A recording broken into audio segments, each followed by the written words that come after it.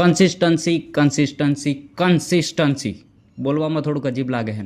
YouTube ચાલુ કર્યા ને મને છે ને 3 મહિના થઈ ગયા છે. સ્ટાર્ટિંગના 2 મહિના તો મેં મસ્ત મજાના વિડીયો અપલોડ કર્યા, રીલ્સ અપલોડ કરી, યુટ્યુબ શોર્ટ્સ અપલોડ કર્યા, યુટ્યુબના ફૂલ વિડીયો અપલોડ કર્યા. પણ લાસ્ટ 1 મહિનાથી ફૂલ ગોળ ગાપણ થઈ ગયું છે. ક્યારેક 4 દિવસે એક વિડીયો આવે, ક્યારેક 5 દિવસે એક વિડીયો આવે, તો ક્યારેક 7 દિવસે એક વિડીયો નાખું છું.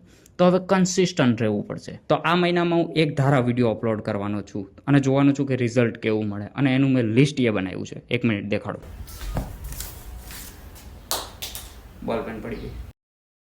તો ભાઈ લિસ્ટમાં કંઈક એવું છે કે અહીંયા ઇન્સ્ટાગ્રામ છે. ઇન્સ્ટાગ્રામના મારા ફોલોવર્સ લખ્યા છે 5835 અત્યાર સુધીના, 1 તારીખ સુધીના. અને એના સિવાય યુટ્યુબ શોર્ટ્સ અને યુટ્યુબ ફૂલ વિડીયો છે. યુટ્યુબના સબસ્ક્રાઈબર અહીંયા છે 2113.